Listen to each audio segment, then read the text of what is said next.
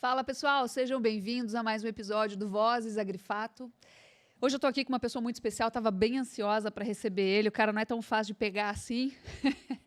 Ele que é biólogo, economista, jornalista, apresentador.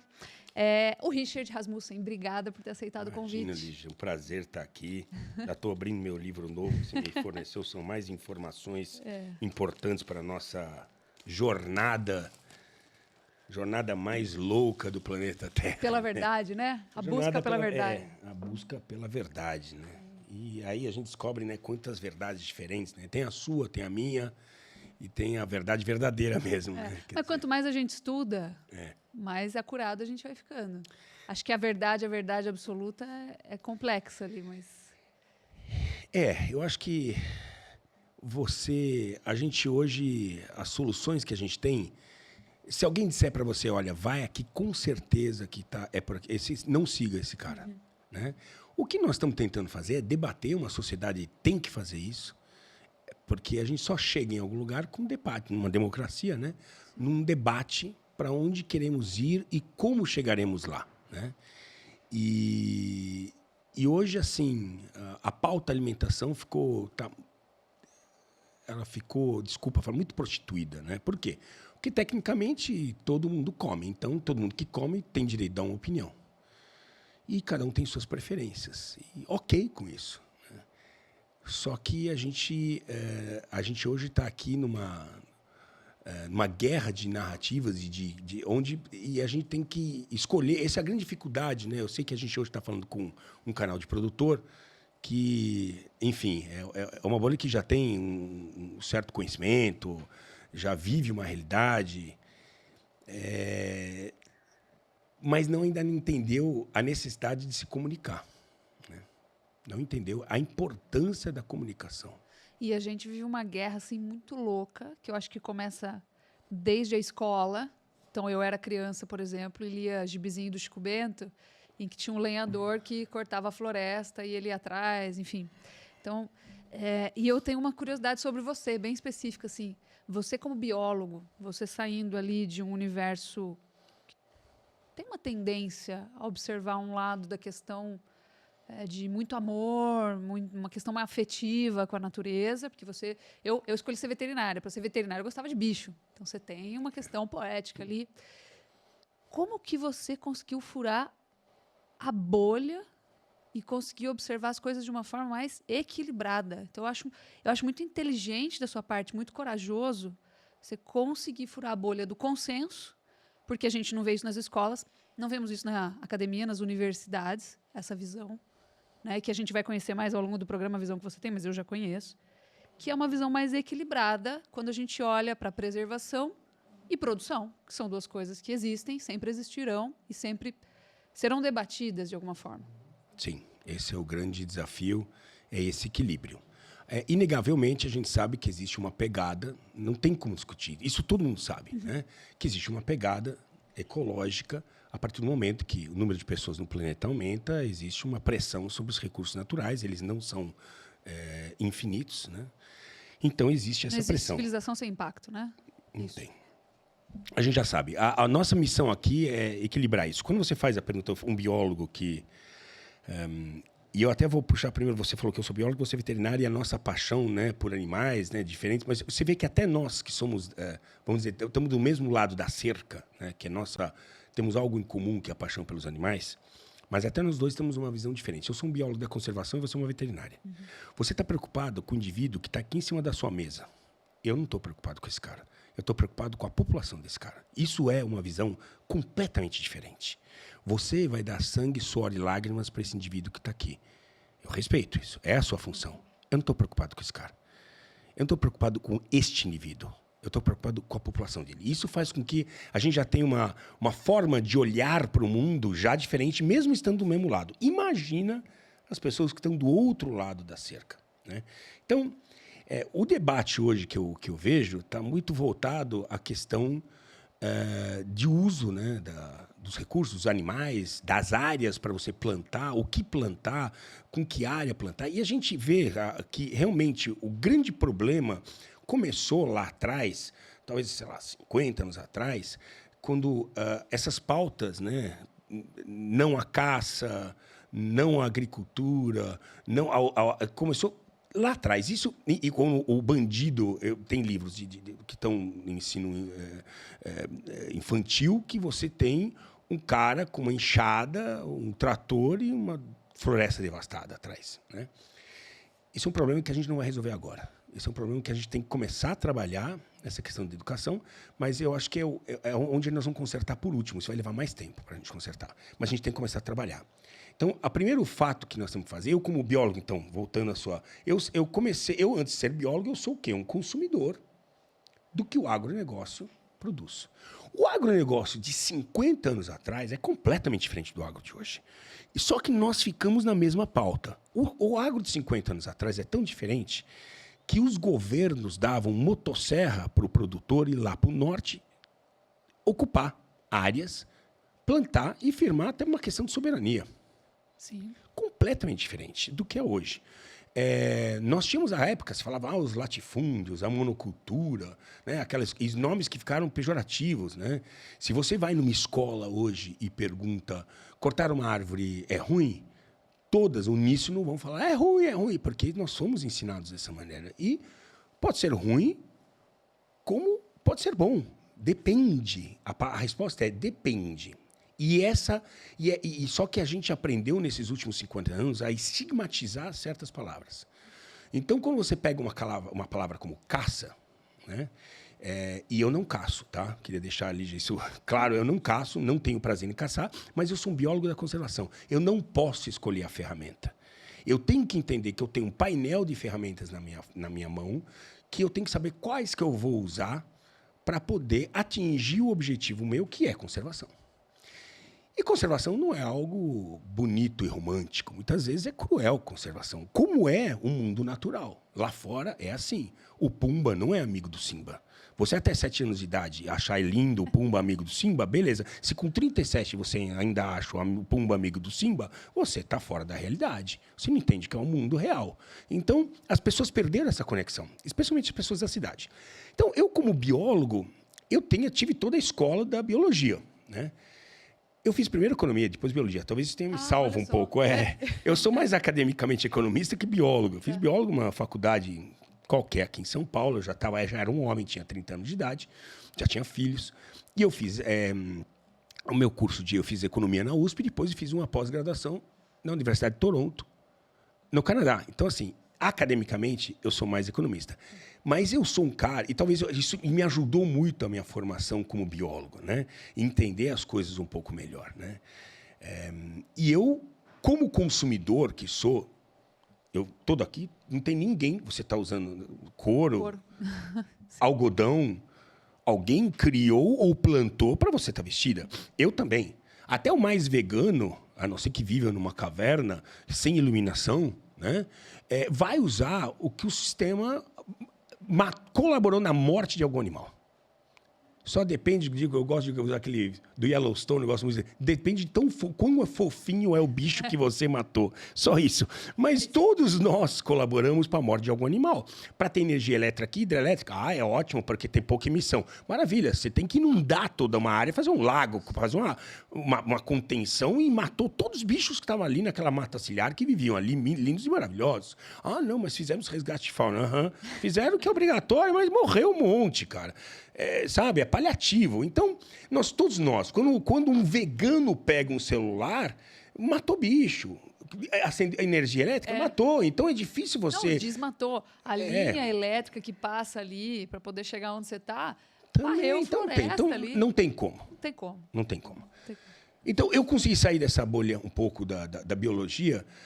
Eu tive alguns mestres, que isso foi muito importante durante o transcurso da nossa conversa. Eu vou te falar o que aconteceu comigo. Mas eu comecei a me questionar, especialmente nos últimos de 8 anos para cá. Eu me questiono, puxa, será que a gente comer um animal é legal? Não é legal? Não estou sob a ponto de vista se é legal, porque é legal, legalmente, juridicamente é legal, mas será que é bacana, filosoficamente, moralmente, comer um animal? É legal? Puta, campo de soja, para quê? Comecei a questionar, porra, é natural a gente se questionar. já estava passado dos 40, ainda dos 50, então comecei a me questionar uma série de coisas. E aí foi os meus aprendizados que mudaram completamente a minha mente, me tiraram daquele mundo mais romantizado e eu comecei a entender a conservação de uma forma diferente. Pois é, e me impressiona que você tenha saído desse universo, porque tem muita informação reforçada e isso a gente vê nas escolas, no desenho animado, para os nossos filhos. Tem um desenho que minhas filhas assistiam que, vamos ajudar a salvar o planeta. Os caras plantam uma arvorinha ali no quintal de casa. Eu falo, cara, assim, desculpa, velho. O tanto que você consome de papel por dia, quantas árvores vão aí, entendeu? Não, e quem aprova esses livros infantis? No fim do ano. Teve um que era do meu... Sim. Como chama quando o filho não é seu, mas você que cuida do filho também? Não, sim, mas a criança é o quê? A sua? Adotivo. Enteado. Tinha um enteado meu que trouxe um livro para casa, Diogo e o... Tá. Bom, o Diogo, a missão dele era salvar a floresta. Então ele tinha como melhor amigo 2 animais. Era uma floresta tropical. Um macaco e um urso polar. Ou seja, as crianças já não entenderam uma porra nenhuma que estava acontecendo. Né? Eram assistindo na ilha de Lost, de repente aparece um urso polar do nada. Sim. Você fala, mas como? Sim. Né? Então, assim, as pessoas hoje não sabem, acham que o urso polar está no gelo, então é amigo do pinguim, não sabe que um mora num lugar, outro e outro. Então as pessoas perderam completamente. O mais primordial que é entender biologia, estudo da vida, é entender o seu planeta, como funciona o seu planeta. Sim. As pessoas perderam a noção. Outro dia eu vi um livro e era uma adaptação da Caixinhos Dourados. E eles queriam desconstruir a imagem europeia da Caixinhos Dourados. Não vou nem falar o que era aqui. Mas é interessante você trazer a visão eurocêntrica para Caixinhos Dourados, porque ela lida com ursos. E você encontra ursos na Europa. Mas você não encontra urso na África. E você não encontra urso no Brasil. Então você acaba já tirando um conhecimento holístico ali por querer reconstruir a história com base numa questão social, num conflito moderno, enfim. Já da forma errada. Exato. Que é a mesma coisa de você misturar um canguru e uma anta, entendeu? Sim, sim. Não faz sentido nenhum. Então, dentro disso, eu tinha primeiro essa curiosidade de entender como que houve o furo da bolha e quando você caiu lá, o que você percebeu? O que você começou a notar? O que foi muito importante para mim, como eu não tenho esse respaldo, não sou um cientista, eu sou um divulgador de ciência, né? Da forma popular, que é o que eu faço, e cada vez mais eu me afastei de me preocupar em dialogar com a ciência. Com a ciência, eu digo, com quem está dentro do caminho da ciência. Dialogar com biólogo, dialogar com veterinário, eu cansei, né? Eu vi que... Porque essa turma já tem... Porque eu estava concorrendo com o professor que está dentro de sala de aula e que está passando completamente outra visão. Por quê? Porque não tem experiência nenhuma o professor, com todo respeito ao professor. Mas ele está com a mentalidade acadêmica de 50 anos atrás, que alguém ensinou ele, que ele ensinou alguém, e assim vai se perpetuando aquela história. Ele nunca foi a um campo de lavoura, ele nunca foi até a Amazônia, mas fala da Amazônia no campo de lavoura com propriedade. Mas nunca foi. Está ainda desenhando mitocôndrias ali, entendeu? Na sala, com maestria, né? Sempre todo meu professor biólogo desenhava muito bem e nunca foi ao campo. Isso faz muita diferença. E foi o que eu fiz. Eu fui ao campo. Então, eu saí da bolha e falei, ok, onde está a informação? E onde eu fui recebido? Um dos primeiros caras que eu fui recebido, que foi muito importante para a minha mudança, foi um cara chamado Leandro Silveira, que é do Instituto Onça Pintada. Por quê? Porque o cara Sabe, eu estive viajando o mundo, eu estive com os maiores cientistas, Jane Goodall, entrevistei na África, estive com o maior pesquisador, não lembro o nome, de rinocerontes na África. Eu sempre estive com os caras. Eu posso não ter uma grande academia, né? Acho que é por isso que eu penso como eu penso, né? Porque ao invés de estar debruçado em cima de livros, eu estive colhendo, me nutrindo, né, já de um processo já mastigado e digerido de caras que são os ápices da sua profissão. Então, é deles que eu suguei o que eu sei, né? Então, o Leandro foi um cara importante porque, primeiro estamos falando de Brasil, foi um cara que ele já estava num processo de entendimento que me adiantou anos-luz. Ele já estava se relacionando com os produtores no entorno do Parque das Emas, que é onde ele mora. Ele mora encostadinho no Parque das Emas. Ele tem um plantel de onças, o único plantel viável, né, com origem, né? Quando a gente fala com origem, não é onça de qualquer lugar, ele sabe cada onça de onde veio e o trabalho que ele faz é selecionar essas onças. Então, assim, a possibilidade de ter um banco genético verdadeiro ali é um lugar muito incrível. E ele e a Ana, 30 anos estudando onça pintada. E ele me falou, vem cá, vamos falar sobre conservação. Ele falou, eu coloquei a vida inteira, meu trabalho sempre foi com onça pintada. E eu tinha um pensamento X. Eu falei, eu comecei a colocar aqui coleira nas onças pintadas na minha região aqui no Centro-Oeste. E comecei a observar o comportamento dessas onças pintadas e aonde elas frequentavam. Tinha toda a marcação de ponto. Elas ficavam mais fora do Parque Nacional do que dentro do Parque Nacional. Elas ficavam mais por quê? Porque lá é um mosaico de agricultura. Parque das Emas é Mato Grosso. Pega do Mato Grosso e Goiás, mas onde ele está, Goiás, isso. Mineiro de Goiás, onde ele está. Bom, lavoura ali, a dar com pau. Principalmente lá, o problema não é nem porque não tem gado, ali sim, não tem gado. Agricultura ali. Não tem conflito do gado, que é uma outra situação, né? Mas ele tem ali a agricultura. Assim, então, as famosas monoculturas, famosos latifúndios, né? Que para a conservação, né, é muito mais viável do que você... Socialmente, você pega uma área que tem um grande... Vamos pegar uma mesa que nem essa. Pega uma mesa que nem essa e tem um produtor nessa mesa, comprou essa terra. Ele vai manter, sei lá, se está no estado do Goiás, 35%, 40%, ele tem que manter como reserva legal, uma baita de uma floresta, dependendo do tamanho da área, uma baita de uma floresta, e o resto ele planta. Então, ele tem uma colaboração de um contíguo, né, de floresta maravilhoso, e ele tem uma área que ele planta soja e que, assim, quem mora na soja? Ninguém. A onça usa esse espaço. Por que ela está entrando nesse espaço? Porque o cara tem a safra, tem a safrinha é milho, a safra tem o soja. O porco do mato, que é o queixada, ele adora lá, ele não fica... Hakuna Matata, vamos me esconder na mata. Ele vai e usa esse ambiente todo e está empanturrado e está crescendo. Se esbalda. Tanto que lá saiu fora de controle. Os queixados estão além do número do que deveria ter. Né? Em outros países, eles fariam algo chamado management, né? Que seria um gerenciamento de fauna. Aqui a gente não sabe fazer. O país da biodiversidade não sabe fazer isso.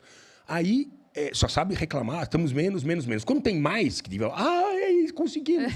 Ninguém sabe fazer. E agora, quando está demais, o que fazemos? E ele começou a se relacionar com esses caras, que era assim, algo quase caótico. Como é que um biólogo vai ousar falar com o cara da produção? O inimigo. É o inimigo número 1, cara. Nós somos inimigos mortais. Mas ele notou um fato, né?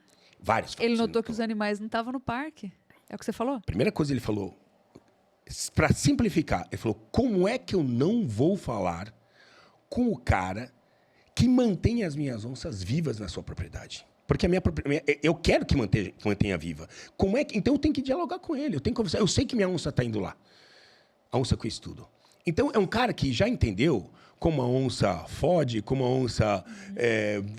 anda 50 km quadrados, o macho, 30 km quadrados fêmea, a interposição de macho, fêmea... Onde vai beber água. Onde vai beber água, eu já sei tudo. Sabe o que eu preciso fazer agora?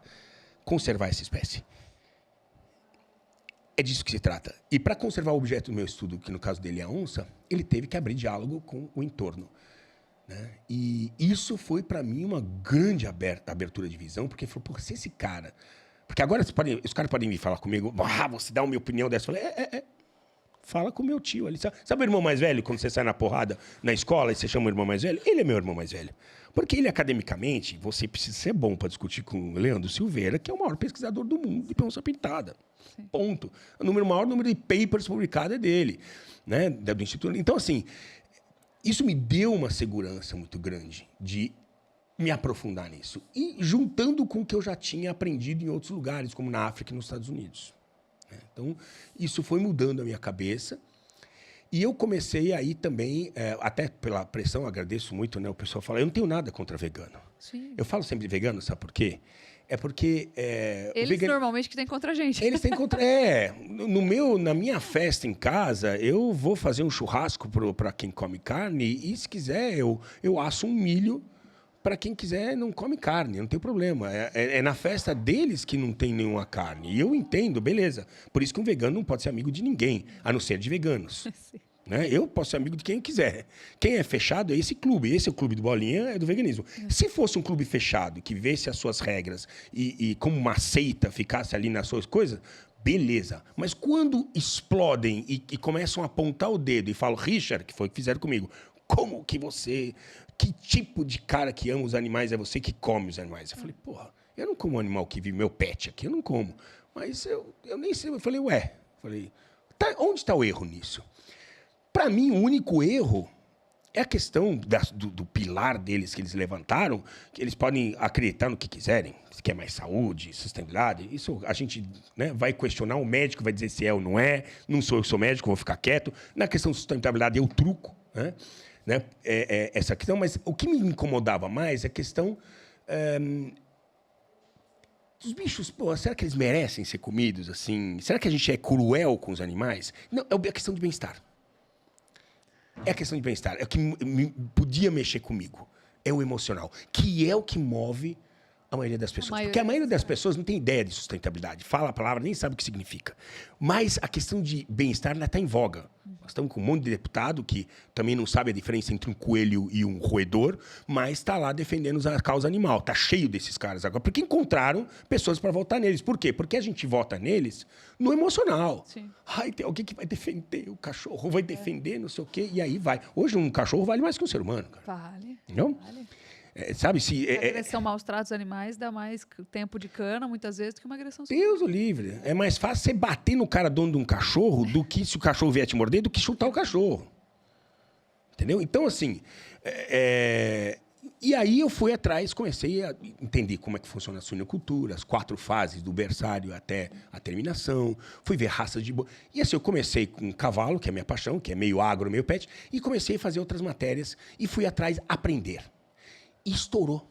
Estourou. Começou a dar muita visualização. Assim, 6, 7 dígitos de visualização. Eu falei, opa, então o pessoal quer saber. Foi aí que eu entrei nisso, né?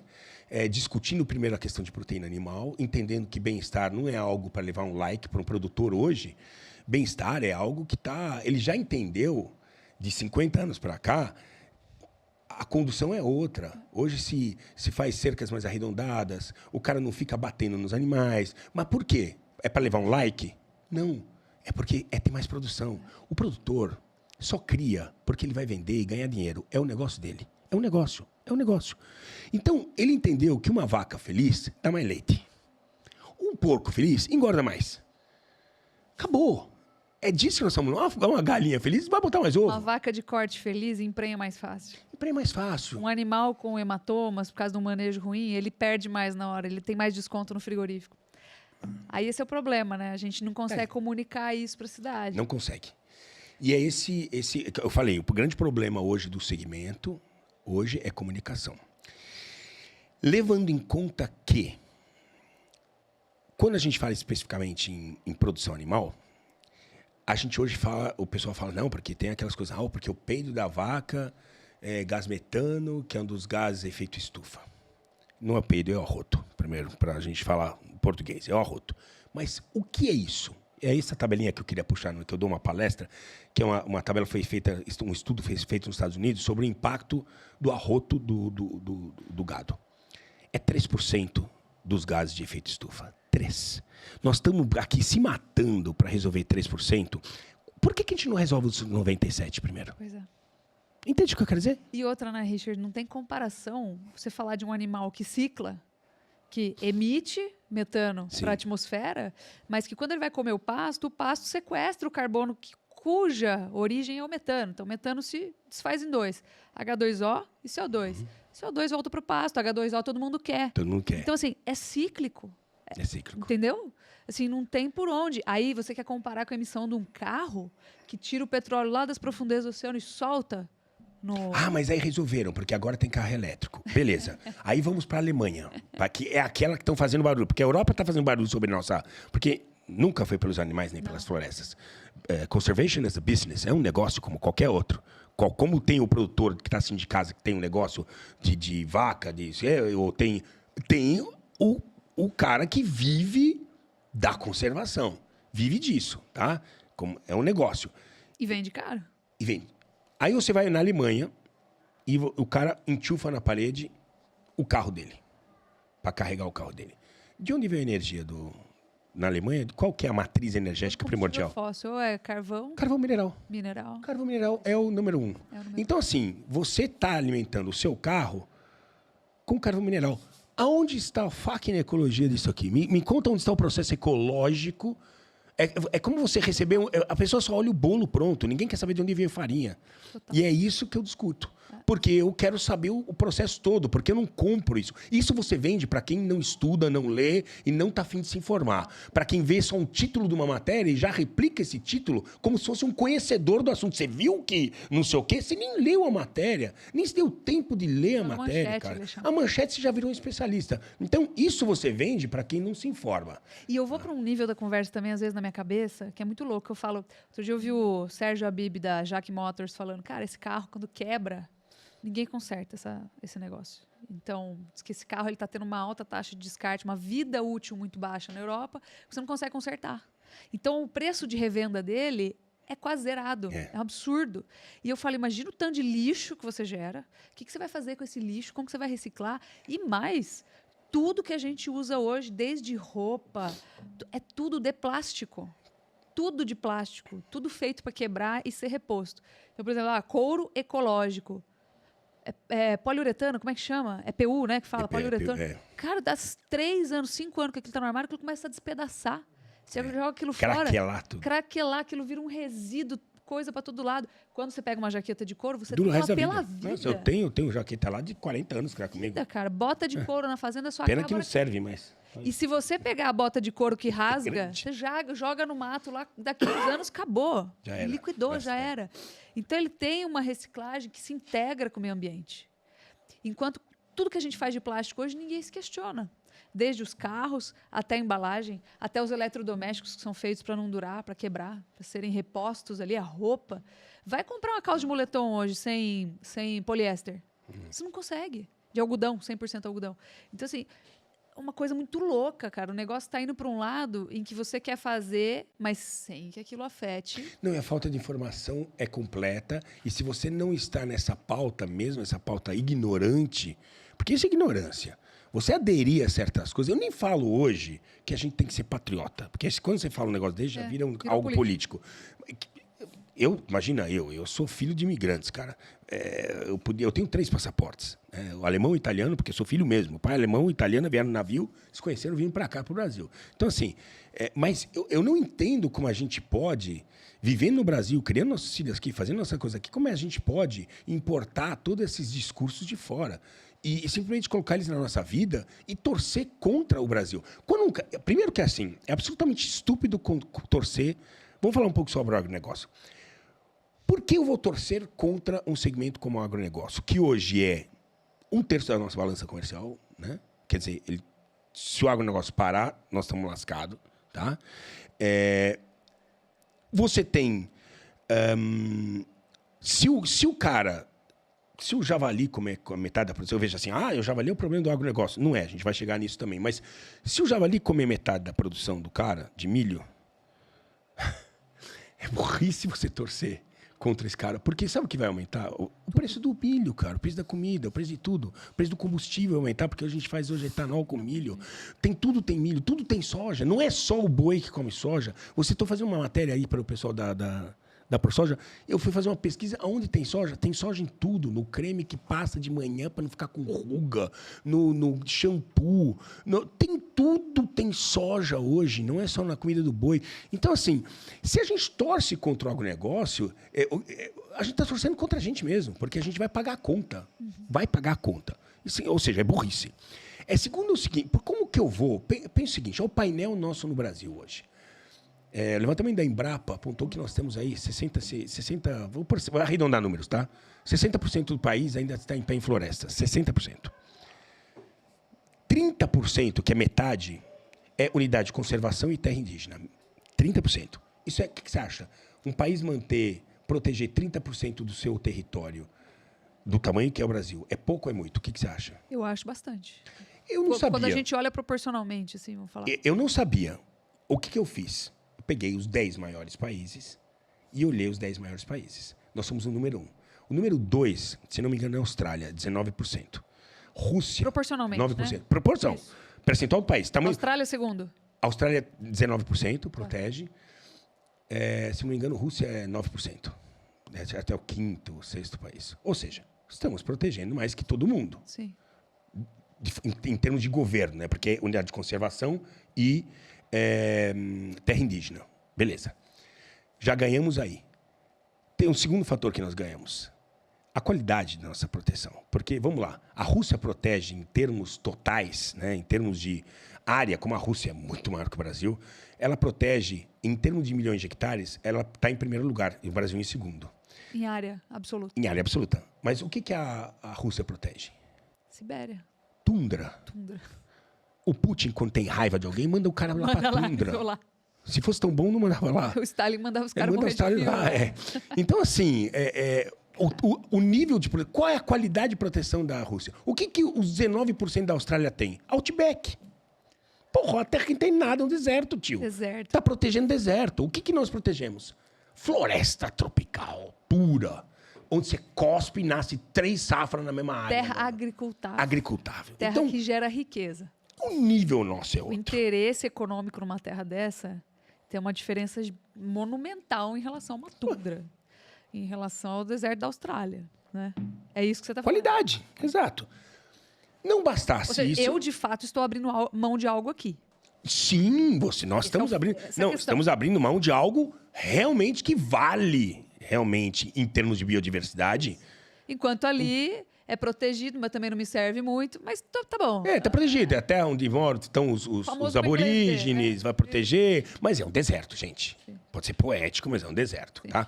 Beleza. Aí você avança. Tudo bem, nós falamos de aqueles 30% do Brasil, que é terra indígena e unidade de conservação. Vamos avaliar a outra metade, que são os outros 30%? O que é? Dentro das propriedades rurais brasileiras. Ou seja, se a gente estivesse numa mesa como essa, e tem 4 cadeiras, e a gente tivesse que fazer uma proporção para discutir política de meio ambiente, teria um índio, um cara do ICMBio e 2 caras da produção. Da produção. Isso seria o certo. Se tivesse representatividade proporcional. Representatividade proporcional. É isso aí. Tem algum produtor que faz parte de um CONAMA da vida? Não faz. Não. Como? Tem 50 ONGs que vieram lá de fora, que não tem interesse nenhum que o Brasil progrida. Quanto pior aqui ficar melhor, porque eles têm mais trabalho e podem arrecadar mais dinheiro aqui, entendeu? Lá fora para poder fazer e deixar o problema. O problema persiste, conservation business. Quanto pior, melhor. Eu não digo todas as ONGs, mas tem muita ONG. Assim, eu estou vendo um número de ONGs na Amazônia registradas, é um número assim, absurdo. É coisa de 5 dígitos, não sei com o número, mas 5 dígitos, milhares. O fala que é o poder paralelo. Esses caras estão comandando porque eles pegam dinheiro lá fora para resolver problemas aqui dentro, não tem interesse de resolver realmente o problema aqui dentro. Não tem. Ele conta que uma vez ele, como membro do governo, como ministro, não conseguiu entrar numa aldeia, porque quem controlava a entrada era a ONG, e ele falou, cara, para eu não arrumar uma confusão aqui, vou ter que me retirar, porque os caras não deixavam, os gringos controlando lá a entrada. É isso. Na aldeia indígena. É isso aí. É muito louco, cara. Isso é muito louco. Fala que são os poderes paralelos. Tem o Estado, por que aí tem o narcotráfico e as ONGs lá. Por que não estão na floresta do Congo? Pois é. É a segunda maior floresta tropical do mundo. Por que não estão lá? Pois é. Por que a gente não vê esse mesmo movimento que acontece no Brasil, acontecendo na Colômbia, no Peru, nos outros países? Por que a Guiana Francesa, você pode fazer tudo que a gente não pode fazer aqui? Guiana Francesa, que é do Macron. Pois é. Por quê? Ele não segue as mesmas regras do Brasil, no vizinho ali. Exato. Por quê? Então, assim, eu comecei a me questionar. E não é questão de ser patriota ou não ser patriota. Eu estou me sentindo logrado, porque eu pago imposto aqui, crio meus filhos aqui. Eu falei, pô, eu quero o melhor para o meu país. Para o meu país, porque se o país melhorar, melhor para mim. E você é um cara que eu sei que você vive essa realidade de estar nessas regiões, e não só a realidade, do seu ponto de vista de biólogo, mas como de ser humano. Porque você vai para lá e vê, cara, coisas... E aí onde entra, eu tive que dar essa volta para chegar de volta no biólogo, tá? Porque por enquanto foi uma caminhada de uma pessoa que tem noção, não é idiota, não se vende a qualquer narrativa, vai atrás das coisas, isso como ser humano. Aí voltei ao biólogo, né? Então eu comecei a olhar toda essa questão e comecei a me questionar como que nós estamos hoje tratando os nossos recursos, já que a gente começou a classificar, esse aqui não serve, o produtor rural não serve, tem que ser inimigo. Eu comecei a observar que nos países onde existe um diálogo maior da sociedade, onde os órgãos aí, ambientais, eles têm uma preocupação em gerenciar os seus recursos. Nós não sabemos aqui nem gerenciar, muito menos dar valor aos nossos recursos. E o que eu entendi nessa minha volta ao Brasil, e eu vou voltar daqui a pouco aos Estados Unidos e África, é que se a gente quiser colocar uma área como protegida, é fácil. O papel aceita qualquer coisa. Você pode colocar o que você quiser. Isso não significa que você vai proteger. Pega uma espécie e fala assim, agora essa espécie está ameaçada, põe no papel. E daí? Qual o plano agora para sair dessa situação? Não adianta só chorar o leite derramado o tempo todo. Oh, coitados. Oh. Aí pega um passarinho e solta. É isso. Né? Não é isso que resolve. Né? Sabe o que resolve de verdade? Gente com barriga cheia. Não adianta, você pode ter o melhor plano do mundo, se você não incluir o ser humano nesse plano. Quando a gente fala de Amazônia, a gente não está falando de florestas e animais somente. E plantas. Nós estamos falando de gente. Enquanto essas pessoas não estiverem satisfeitas com barriga, com saúde, alimentação, o básico, você vai continuar tendo problemas de destruição do meio ambiente. Então, para cuidar do meio ambiente, você cuida primeiro de pessoas. É isso que eu penso. E isso é algo que, para um biólogo, imagina, é completamente fora do padrão. Então, e eu apanhei muito por causa disso. Ainda continuo apanhando. Continuo apanhando, mas contra-argumentos, não tem contra-argumento, não tem. Enfim. Contra fatos, não argumentos. Exato, contra fatos, não argumentos. E esses são os fatos. E eles ficam loucos, porque a verdade é essa, e aí tentam encaixar pequenas regionalidades de problemas que não cabem no todo. Eu observo o todo. Então, para mim, a nossa política ambiental está fundamentalmente errada, infelizmente tomada até dentro do próprio... E não vou dizer que as pessoas até não acreditem nisso, mas tomada dentro dos nossos institutos, aí, em diversos graus, aí, de muito amor e pouca ciência e razão. E eu vejo a nossa fauna desaparecendo porque ainda estamos trabalhando só com aquilo que, sabe, gerenciando perdas, quando a gente tem que começar... Não tem planos. Por quê? Porque qualquer plano envolve coisas que são muito duras para as pessoas. Por exemplo, quando tem pouco animal na natureza, de uma espécie, você tem que fazer o quê? Tirar exemplares, casais daqueles animais, de dentro da floresta, animais selvagens, colocar atrás de jaula e reproduzir. Chama-se conservação ex situ, fora do ambiente natural. Sim. É isso que nós temos que garantir isso. Se a gente não fizer isso... É um problema. Pelo amor, como você vai tirar um animal dentro da floresta? Já tem tão pouco. É por isso, é porque tem pouco. Ano passado, o pirarucu... Já comeu pirarucu na tua vida? Que maravilha, né? Você vê que maravilha, né? Ele estava ameaçado de extinção até ano passado. Ele estava na lista como um animal ameaçado. Saiu. Por quê? Porque você está comendo pirarucu, eu estou comendo pirarucu, ela come pirarucu, todo mundo está comendo pirarucu. Nunca mais vai faltar pirarucu. Por quê? Ele deixou de ter valor emocional para ganhar valor econômico. É isso que vai salvar as espécies. Deixa eu fazer uma pergunta de curiosidade de fora mesmo, assim. Qual que é a importância dos zoológicos no banco genético desses animais, por exemplo? Existe isso? Existe e poderia ser muito maior. Muito maior. Eu digo sempre que assim, quando que a nossa sociedade vai evoluir? Um grande passo que pode ser dado da ciência, que é tão importante para nós, é ela descer do pedestal, desse teatro que nós estamos, descer do pedestal, descer do púlpito ali e interagir com a plateia, que é a sociedade. Que é quem paga a conta da ciência.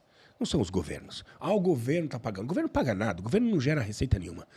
A única receita que o governo gera por conta própria, que aí não depende de terceiros, é multa de trânsito. É a única. O resto, ele depende de alguém que paga imposto.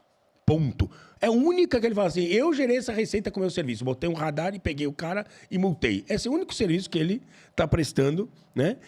Que é a única receita que ele tem. O resto, ele administra os nossos recursos e quem gera esse recurso é a sociedade. Então, o mínimo que se deve é o respeito à sociedade, porque a sociedade determina os passos de onde ela quer ir. Eu sou um libertário, assim, eu democrata.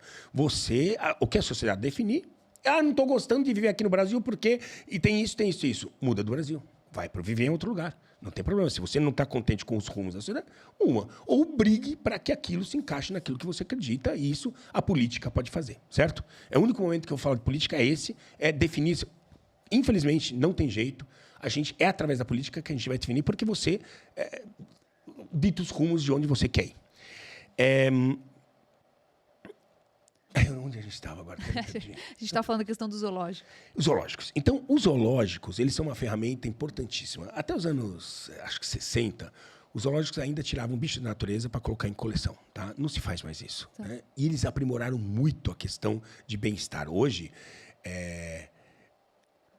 os recintos são montados num zoológico mais para o ser humano olhar do que para o bicho viver. Eu vou explicar.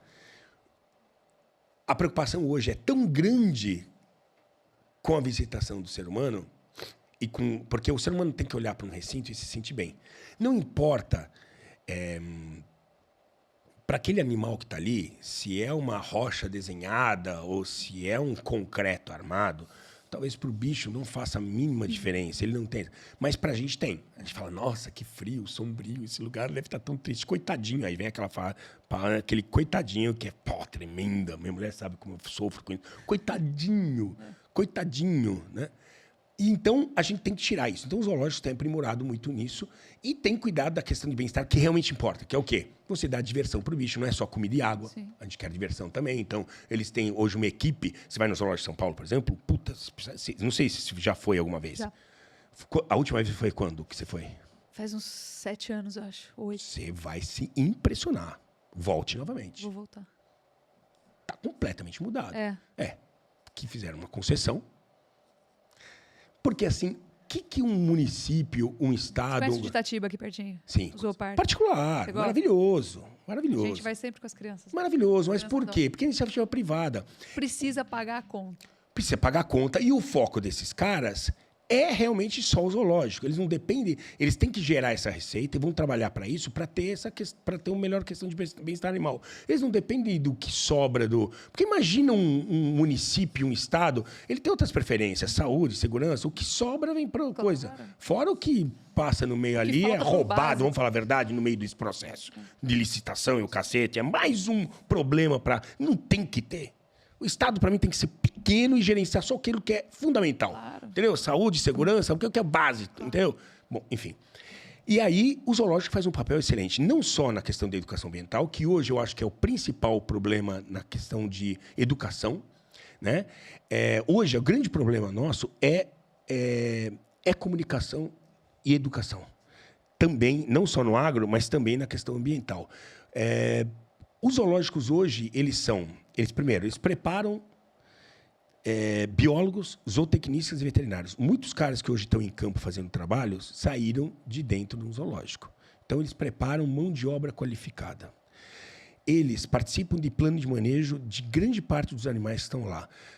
Tem rinoceronte, participa do plano de manejo de rinoceronte. Tem tigre, participa do plano de manejo de tigre. Hoje você vai no Zoológico de São Paulo e tem a maior população de Cenopsita spix, que é a ararinha da caatinga, que eu vou falar, que é importante falar sobre isso, de ararinha da caatinga, que tem no Brasil.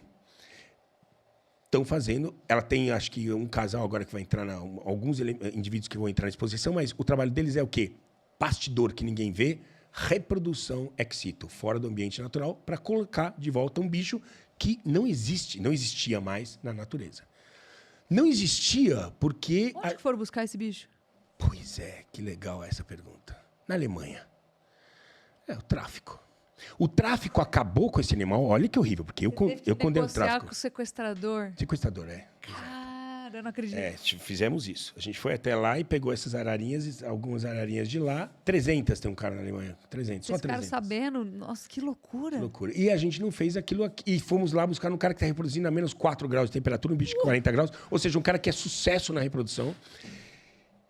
E nós acabamos com o bicho aqui. Acabamos com o bicho aqui. E nós não queremos colocar nenhum bicho. Nós queremos agora ter um plano, uma PL no governo, que espero que derrubem, né? De 2 deputados que não entendeu Não entende nada. que não entende Só fica nada, inventando desculpa, moda lá. e estão querendo acabar com a venda legalizada de animais silvestres brasileiros. Porque estão dizendo que o tráfico incentiva a compra. Vem cá. Não existia venda de ararinha azul. Por que então teve tráfico? Porque o tráfico existe de qualquer... Porque existe de qualquer jeito. Deputados, se essa lei for aprovada, eu garanto que o tráfico no Brasil ele vai triplicar. Garantido. Sabe como eu sei? Porque eu trabalho com os veterinários que atendem esses animais da fauna. E eles atendem independente se você tem uma nota fiscal ou não. Se você leva um papagaio ilegal ou legal, para ele não quer saber se é legal ou ilegal. Ele quer saber do indivíduo e vai ali resolver o problema do indivíduo. Sim. O veterinário tem essa função. É a função dele. Ele é médico.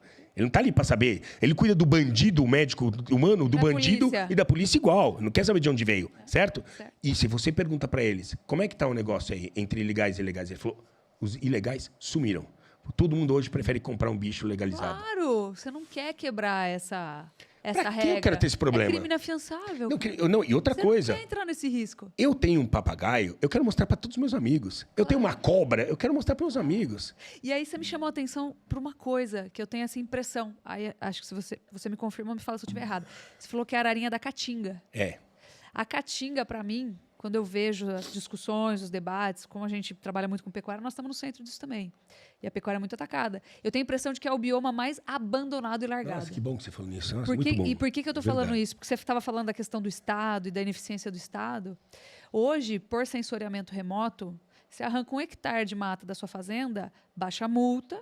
Alguém bate teu sino da tua fazenda. Acabou. No dia seguinte. Você recebe uma multa absurda, você fica bloqueado para pegar crédito no banco e você fica bloqueado para vender no frigorífico. Então, teu fluxo de caixa, teu fluxo de dinheiro acabou. Você tem uma multa, você não consegue mal pagar se você não tiver dinheiro no banco, etc. Enfim, é um rolo. Enquanto em terras públicas, que são 30%, sim. Se o cara vai lá e desmata, mesmo que tenha sensoriamento remoto, você imputa quem? Se a terra é da União. É muito mais difícil identificar eu vim agora do Pará. Quem que é o responsável. Eu vim do Pará. Lá em Marabá, Marabá não, São Félix do Xingu. Sim. É o maior rebanho do Brasil que um município tem. É o maior. Eu acho, na minha opinião, eu vou entrar no campo do agro, então, se me permite, me corrija se é algo... Mas eles ainda estão muito antiquados com a questão do que é a pecuária. A pecuária, hoje ela está modernizando muito, ela está fazendo um sistema integrado com a agricultura. E hoje vale mais a pena você plantar soja do que criar o boi solto. Tá? Na minha leitura, tá? Do que está acontecendo. Tanto que, o que eu vejo, nós temos, sei lá, 13% de pastagens abertas, né? E não sei quantas mais que são nativas, 8% né? nativas. 8% nativas, acho que é 13%. Eu vejo esses 13%, que são... vejo que vai diminuir cada vez mais e a agricultura vai expandir os seus 7% para dentro desses 13%, na minha opinião. Mas hoje a gente vai saber trabalhar melhor com gado em confinamento, com outras técnicas que vai melhorar. Então, recuperação de pastagem. Recuperação de pastagem. Eu vejo uns que estão fazendo rodízio muito legal. Tem várias técnicas diferentes. O que eu vi lá? Lá é onde teve o município que teve mais fogo dos últimos... Ano passado tem mais fogo. Sabe quem bota fogo? Quem não é dono da terra. Começa a dar titularidade, que lá está atrasadíssimo. Começa a dar titularidade das terras para que a gente tenha nome e CPF. Porque aí isso vai mudar. Enquanto não for terra de ninguém, o cara bota fogo, você vai imputar quem o crime?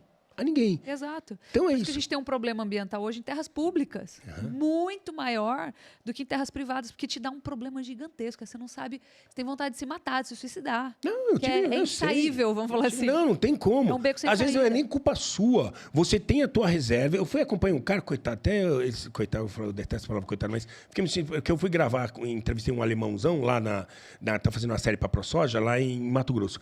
E ele falou, ele estava ali, porque veja o que fizeram comigo. Ele falou... Gauchão. A minha terra, eu tinha aqui, eu planto soja, e agora eu perdi 5 anos do meu trabalho, porque o meu solo Eu agora perdi 5 anos, porque pegou fogo. Ele falou, você acha que eu ia botar fogo na minha terra para perder o meu tempo? O que fizeram? Volatiliza tudo. A estrada, a maioria dos fogos lá aconteceram assim. Na estrada, lixo. Os caras botam fogo no lixo, pega fogo na reserva legal do cara, passa para dentro da área dele. Tava queimado. Queimou toda aquela proteção, porque agora é com plantio direto, né, que eles fazem. Sim. Então, toda aquela proteção da palhada da última, acabou o solo do cara, mano. Você acha que pra que eles iam... Aliás, vai começar de novo agora. E ele toma multa ambiental por fogo também. Tomou uma puta multa. Como se fosse a culpa dele. Não é só por desmatamento, é por fogo também. Sim. E eu tô te falando isso porque, da mesma forma que eu vejo todo mundo discutir o que está acontecendo no Cerrado, ou, sei lá, no começo ali da Amazônia Legal, no Nortão do Mato Grosso, eu não vejo ninguém falar da Caatinga. Caatinga é o bioma esquecido. Mim, é isso, eu tenho essa impressão. Caatinga é o bioma esquecido. A Amazônia é a bola da vez. Por que ninguém liga para Caatinga? Ninguém liga. Tá um potencial gigante lá também produtivo. Gigante. E a gente é o bioma esquecido. Ninguém quer falar sobre isso. Será que é porque a gente ainda tem um problema social muito grande lá? E eu tenho Não, mas tem problema social na Amazônia também. Tem. Não é isso. Tem sim. Só que a Amazônia, eu acho que... Quem quer defender a Caatinga? Por ter maior pluviosidade, é mais fácil você produzir lá do que na Caatinga, que tem os desafios. Por exemplo, você passar água, conseguir fazer ali... Eu fiz uma matéria recentemente. Eu acho que não é tão bonito e agradável para vender para os americanos e europeus. Pode ser. Fora que não tem... Outra coisa importante, tá? Tem 2 recursos que não tem na Caatinga. Madeira e minerais, tá? Isso. Minerais na Amazônia. Aí você falou. É onde nós estamos. É onde está o dinheiro. Vocês não estavam falando de terra para plantar soja. Nós estamos falando de minério. E minério está na Amazônia. Pronto. Eu acho que esse é o grande segredo. É aí que você matou. É isso, cara. É isso. Os caras estão sentados em cima das jazidas. São jazidas. Terra indígena está onde? Onde está? Terra indígena, quando você estende a terra indígena, ninguém entra porque é terra indígena. E você está com minério lá. Você acha realmente que... Eu estou falando de madeira, eu posso te comprovar. Eu sei, porque eu estive lá. É o que eu tenho feito nos últimos 22 anos. E sai madeira ilegal de terra indígena? Sai. Com certeza. Não, eu estou te falando. Eu tenho gravado. Sim. Eu só não levo isso aqui porque não é o meu interesse. Meu interesse é buscar um outro lado. Mas eu sei, acontece.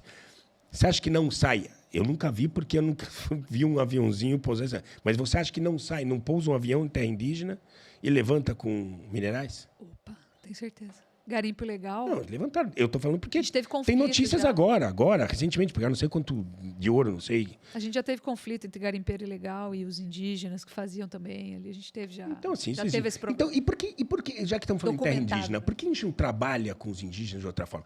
A gente elegeu 3 representantes que tiveram destaque, um de cada etnia, que estão falando por todos os 300 povos indígenas que nós temos. Uhum. Eu ando com indígena, eles falam, esse cara aí não me representa.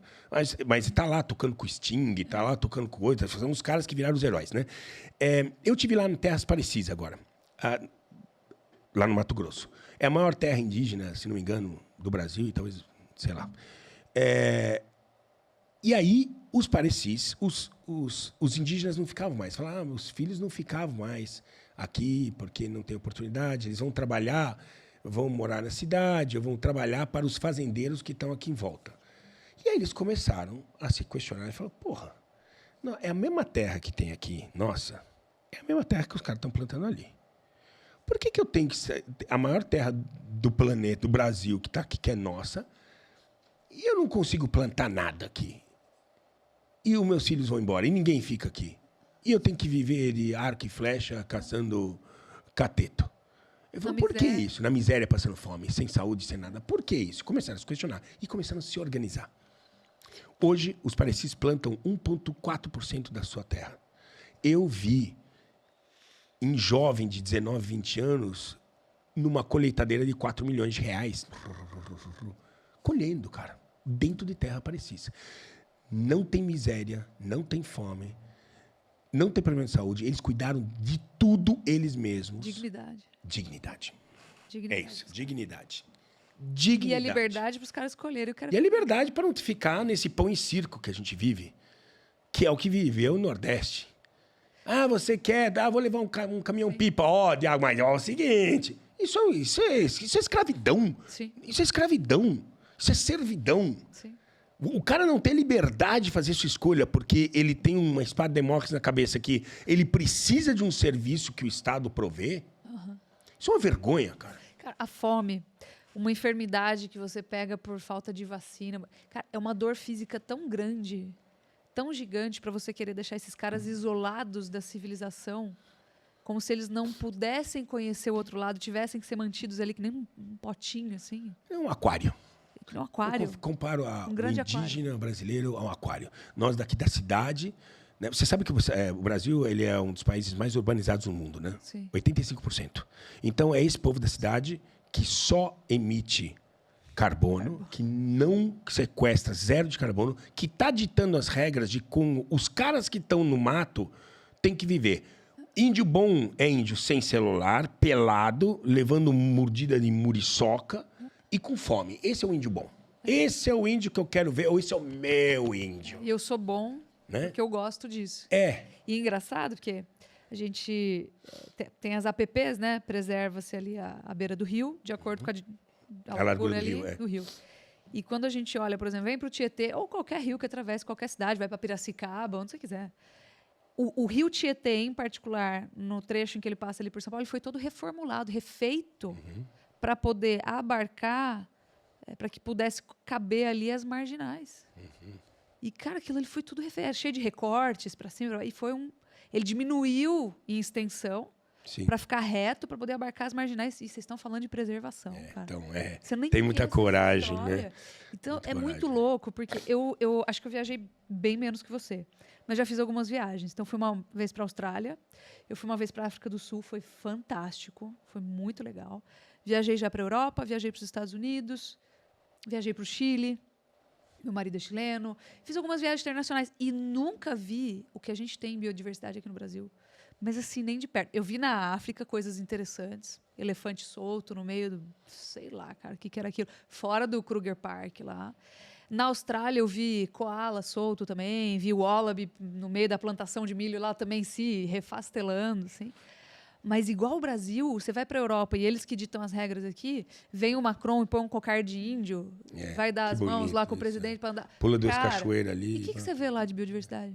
Você não vê mosquito. Não, eu andei o caminho de Compostela, eu fiz com 50 você fez Santiago? anos, fiz Santiago, fiz aqui, ó, até tatuei no peito aqui. Legal. Eu fiz com 3 amigos que são cinquentões também. Pô, que legal. Vamos fazer, tá, 30 dias. O tamanho completo era nos 60, fiz metade e fiz pelo caminho antigo, né, que é aquele que não tem nada, é assim, ó. E aí você cruza na caminhada com aquela coisa poética, né? Que eu comecei a falar da área, que, né, se uma área que tem 40% de uma grande floresta, onça pintada, anda aqui. Lá você não tem uma grande área como essa. Você pegaria uma área como essa aqui, né, e picotaria em 20 pequenas propriedades. É poético ver o pai com o filho trabalhando, o casal trabalhando. 30 dias caminhando no meio do mato. Eu encontrei uma salamandra. Você tá brincando? Uma única salamandra. Eu não encontrei mais nenhum animal em 30 dias caminhando no meio do mato. Cara, que loucura. Então, assim, o que acontece? Quando você... Socialmente é lindo. Vamos pegar isso aqui, vamos repartir essa terra, o latifúndio, em 20 propriedades. Ambientalmente, são 20 cachorros, 20 gatos, 20 armas. O bicho não quer gente, cara. Uma coisa o bicho não quer, encontrar com pessoas. A onça não quer encontrar com pessoas. Então, quando você picota uma área dessa aqui, então, sim, senhor, ambientalmente, uma área como essa, que tem uma grande porção de floresta e não um monte de fragmentos de reservas legais, mas uma grande reserva legal com ninguém morando, cara, isso é lindo, cara. Pro animal é lindo. E aí, o que você falou pra mim, que você tá falando que, por exemplo, as onças não queriam ficar dentro do Parque das Emas, porque elas iam caçar os herbívoros que estavam comendo ali da agricultura fora. Por que a gente não consegue fazer a ponte entre produção no Brasil e a preservação? Porque que o Brasil é um gigante da produção, que é aliás... Mesmo com o Código Florestal acima da cabeça, hein? Sim, que ninguém conhece. Todo mundo quer falar mal, tal. Código Florestal, nenhum outro país, Paraguai tem, mas nenhum outro país tem um Código Florestal como o nosso. Imagina você virar para um americano e falar assim, ó, essa terra que você comprou, o cara que produz o milho, cornflakes matinal, você fala, ó, 10% da sua terra aqui, nós vamos deixar para a sociedade. Tem duas coisas. Ou ele vai falar fuck you, ou ele vai falar how much. How much? Quanto é? Qual que é a minha compensação? O que você vai pagar por isso? Mas eu acho engraçado porque a gente não consegue fazer a ponte entre os dois. E assim, a gente vai lá na fazenda, tem anta andando para todo lado, que é uma coisa que, cara, quase entrou em extinção. Teve uma época que ficou em alerta de extinção, ficou red flag, que eles falam. Então, como que a gente não consegue comunicar isso? E a gente não consegue comunicar nem o código florestal. Outro dia me fizeram uma pergunta, nossa, você acha que... E eu não entendo nada de preservação, caiu.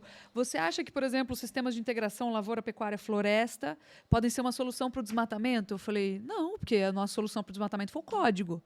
Hoje o sensoramento é remoto. Eu não tenho mais um problema prático de desmatamento, relevante de desmatamento, porque eu estou multada.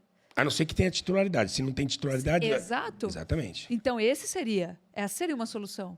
Que é problema para desmatamento, você precisa começar a titular terra. Sim. Essa seria uma regularização fundiária, principalmente no Pará, que você falou que tem no muito Pará é forte isso. Lá. E aí tem a questão das terras públicas, né? Que é uma outra questão. Mas eu não entendo por que a gente não consegue fazer a ponte. E alguém acha, por exemplo, que um produtor na Amazônia, ele é um cara criminoso, mesmo que ele esteja lá há mais de 30 anos. E o cara, na verdade, foi um pioneiro de produzir lá, porque imagina o que o cara teve que enfrentar. Exato. Não tem hospital, não tem posto de saúde. E se ele está respeitando o Código Florestal, ele não pode ser criminoso. Então, mas não é visto assim.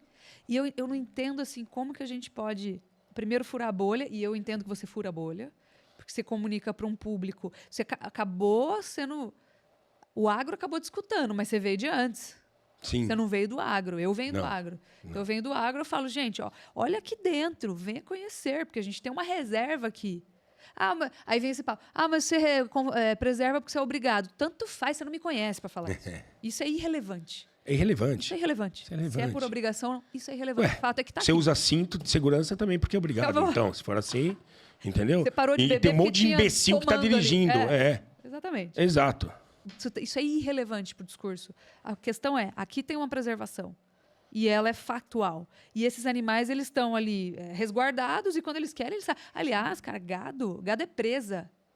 Gado é presa. A onça aprende a comer bezerro ali, acabou. Você não segura. Por isso que eu gosto do Leandro Silveira, porque eu já entrevistei ele muitas vezes e eu fiz a pergunta e falei, olha, eu vou te fazer uma pergunta e isso me fez tornar ele mais relevante, e eu acho que ele é relevante para a sociedade, como ele foi relevante para mim. Eu falei, esse cara tem que ter... A gente tem que escutar mais um cara desse, porque ele veio da ciência. Eu perguntei, vamos lá, você está num ambiente onde tem o boi. Tem a capivara e tem o queixada. Tem a capivara, queixada e tem o jacaré. Tá lá. Vamos partir desse painel, tá? Onde vai a onça pintada? Ele falou, no boi. Isso, para mim, é um divisor. Por quê? Porque é a mesma conversa. Se você perguntar para qualquer biólogo, o boi atacou, a onça atacou o boi por quê? Porque no lugar já acabaram com todas as capivaras e tudo não sei o quê. É sempre a mesma conversa. E assim, com aqueles números que eles adoram. Que números são esses que saem de conservação? Alguém faz um número e fala. Sabe, um número é falado tantas vezes uma mentira que vira verdade. As pessoas começam a falar números que nem sabem. Sim. Não é porque está faltando. Peraí. Aí sabe o que eu faço? Então vamos pegar uma região aqui, onde está atacando o boi. Vamos ver se está faltando aqui capivara e anta e não sei para comer. Tá. Se você levar o cara... Não tem. É um discurso de bate-pronto, porque o cara não quer realmente resolver o problema. Isso é o que me desgastou com a biologia. A biologia não quer resolver o problema. Os biólogos não estão a fim de realmente estudar os números e entender, afinal, todos eles comem carne, se não comem algo que alguém plantou, não foram eles. Eles nem fumam eles nem plantam aqueles que eles fumam. Nem plantam o que fumam. E tá aí ditando regras de um monte de coisa. Porra, você é um ser humano que está consumindo igual todo mundo, energia elétrica, não sei o quê. Vamos resolver o problema de uma forma, a gente vai ter... Não existe esse cabo de guerra. Esse cabo de guerra não leva a lugar nenhum. Se você puxa daqui ou puxa daqui, nós não vamos para frente. Nós temos que ir para frente. Eu me cansei disso. Eu me cansei desses mesmos discursos de biólogos, biologuinhos, biologões, não importa.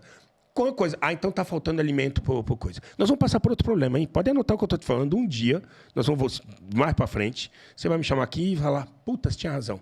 Nós vamos ter um problema cada vez maior de onças atacando o ser humano. Pode escrever o que eu estou falando. Era uma pergunta que eu tinha pra te fazer. Pode escrever o que eu estou falando, isso você vai me cobrar. Me conta essa história. Porque nós tivemos um caso agora recentemente. Tivemos um caso e que eu, inclusive, falei, fui um dos primeiros a falar. Até porque eu conheço o cara que morreu, conheço a região, que eu vou desde os 8 anos de idade, que é ali entre aqui da Uana e o Miranda, Conheço e sei que onça foi. Porque a gente fotografou essa onça e eu não quis gravar porque eu vi que ela era cevada. Eu falei, não tem interesse. Eu estava gravando no National Geographic. Dando comida. Estavam dando comida. É uma onça que não tinha. Paramos o barco, nenhuma onça chega perto de você, tipo um cachorrinho, sempre fica olhando. Fazia isso para atrair turista. Para atrair turista, o pescador que passa ali. Não, às vezes começa até de uma forma meio inocente. O cara, o pescador, tomou todas ali, cerveja. Peguei uma piranha, a piranha não tem valor, né? Joga pra onça. Pum, a onça pega uma vez, começa a associar o ser humano. É legal, pô. Eu venho aqui e não me alimento. Tá top. Às vezes uma onça até incapaz de estar caçando. Né? Então não é um encontro genuíno com uma onça pintada, é fabricado. Então, e eu fui construído. Eu falei, eu já tinha visto essa onça pintada, até pedi pro negão, falei, puta, onde tá essa? A gente gravou, eu tenho foto dela, mas não tenho, que o fotógrafo tirou, mas não gravamos, ele falou, puta, você que pediu pra não gravar. Porque eu vi que era essa situação. Ia dar ruim. Como é que eu vou levar isso pra televisão? Tá na cara que o bicho tá ali pra receber comida. Ele veio caminhando, sentou na proa do barco, assim, ó. Com a cauda, esperando um peixe. Falei, caralho. Bom, enfim. Mas nós vamos estar acontecendo lá. Ela associa o cheiro também do que ela recebeu com o pesqueiro, com o cara ali, ou... Eu acho assim, eu não sei exatamente o que passou na cabeça da onça ali, mas assim, uma onça pintada. Se a gente avaliar. Não, mas se a gente voltar atrás e vamos trabalhar de uma forma racional, você não precisa conhecer.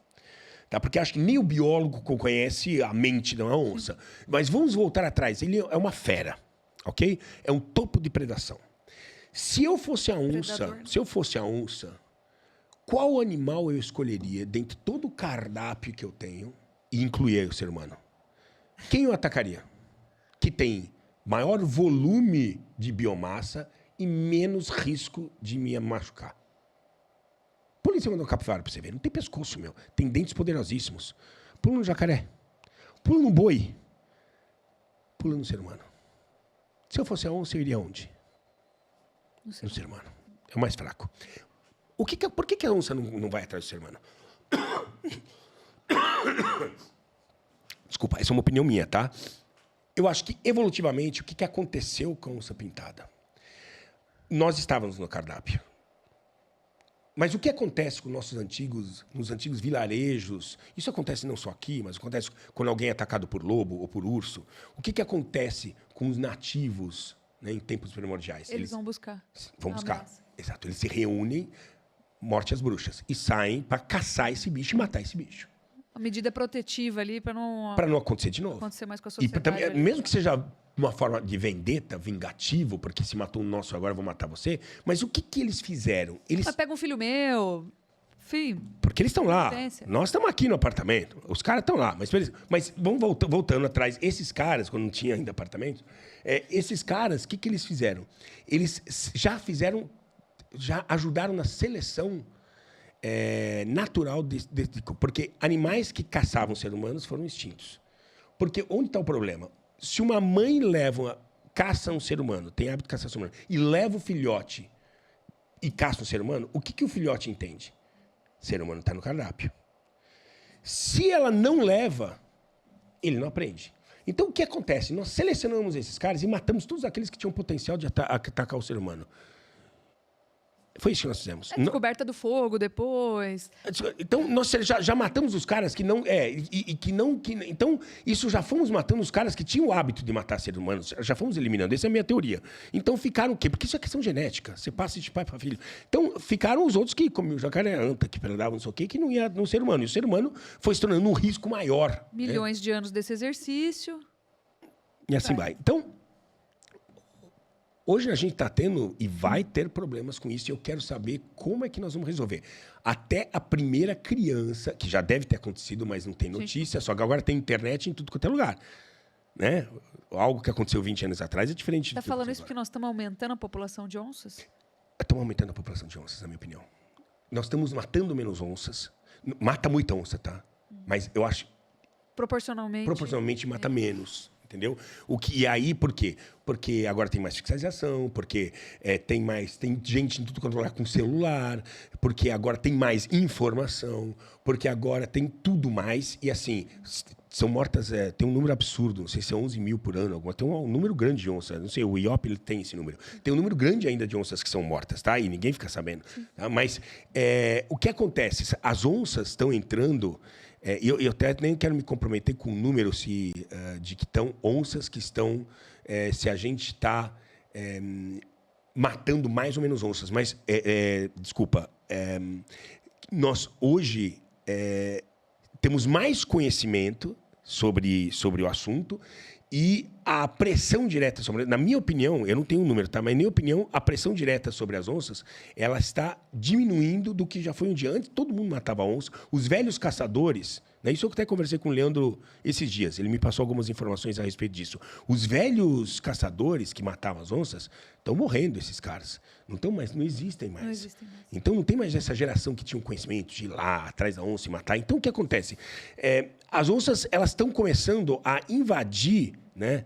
Mas é a gente que está no território delas. Porra, mas, mano... Não, mas se for por esse princípio, isso vale para tudo. Isso vale para nós que estamos aqui. Então aquela cobra, aquela sussuarana que entrou no condomínio aqui em Campinas, então por que não deixaram ela lá? Deixa ela lá, mano. Claro. Você soube do caso aqui que aconteceu? Não. Entrou aqui em Campinas um condomínio luxo, uma sussuarana. Sussuarana, um puma. Sim, aqui tem. Deixa ele lá. Lá no meu condomínio aparece. Deixa lá, meu. Deixa lá. Convivem vocês com ele. Mas esse não é o lugar dele. Ué, ele já foi. Porque o que acontece com as onças pintadas? Elas vão se multiplicando e elas têm que procurar novos habitats. Ela não pode conviver no mesmo lugar. Ela se torna adulta. O pai, a mãe, bota para correr. Vai achar seu lugar aí. Boa sorte, entendeu? O macho compete com o macho. Macho compete com o macho. Então, eles vão ter que buscar novos nichos. E, às vezes, entram em conflito, vão entrar em lugares onde está o ser humano. Mas isso é normal, né? É normal. Só que aí é onde está o conflito. Você vai ver que essa questão de conflito de ser humano e onça pintada vai aumentar. E nós vamos ter que pensar sobre o assunto. Nós vamos ter que pensar. Vocês têm uma solução? Não, deixa pintar o problema primeiro, né? Porque enquanto não pinta problema e você começa a trazer soluções, aí você, nossa, como ele pode fazer isso, fazer aquilo, eu não quero falar nada. Eu quero dizer, deixa pintar o problema e nós vamos ter que dar uma solução. E sabe onde está o problema? Nossa, a gente vai ter que cair na real. Vamos ter que cair na real. Mas nós não caímos na real nem quando se trata de fauna exógena. Ainda tem gente defendendo o javali. Sim. Isso é um absurdo. Nós temos o decreto aqui que não podia caçar mais javali em São Paulo há pouco tempo. Depois foi suspenso. A bagunça, não sei nem onde foi parar. As pessoas estão sendo... Agora, foi recentemente uma mulher dilacerada com um javali, ela e o cachorro dela. E ele nem é nativo. Na internet. Ele não, esse não é nem nativo. Imagina quando a gente tiver conflito da fauna local, como é que a gente vai tratar? A gente nem sabe tratar com os que estão da fauna exótica. Sim.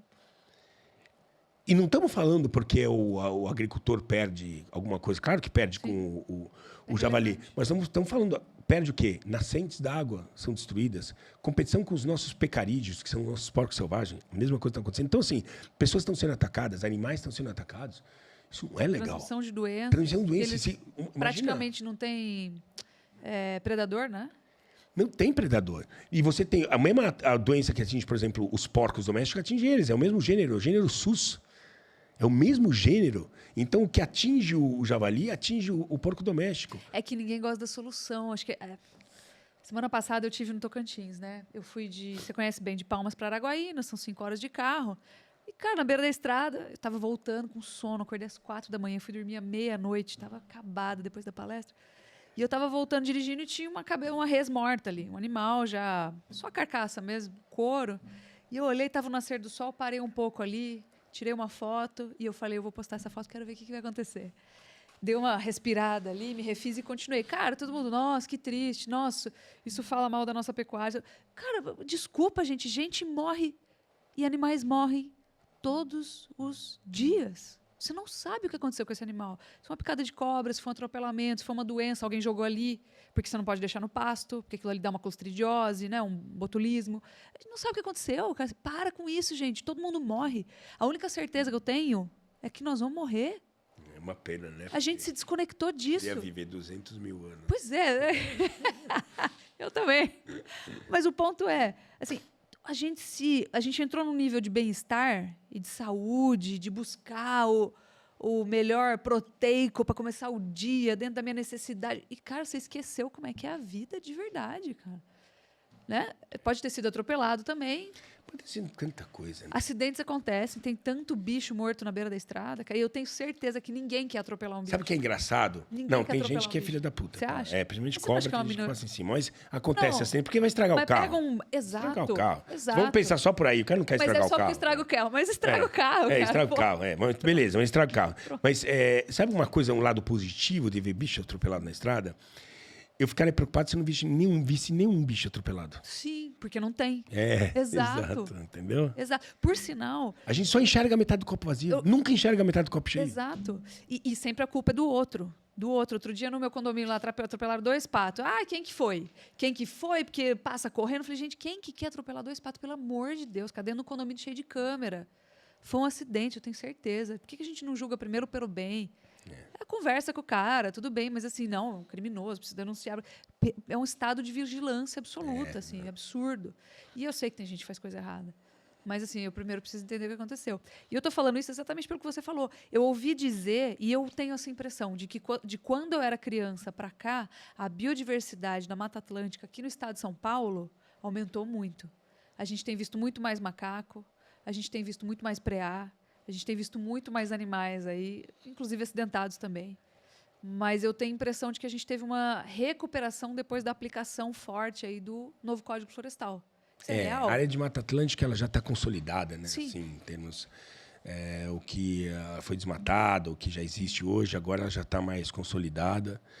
Você tem menos problemas, né? Porque tá você sabe quem é dono de tudo, então é mais fácil aplicar a lei. Mas sabe o que é bacana, assim, você vê que mesmo em áreas mais antropizadas, né, a fauna ela tá. Pô, você vai lá em casa hoje, que eu moro na Granja Viana aqui, né?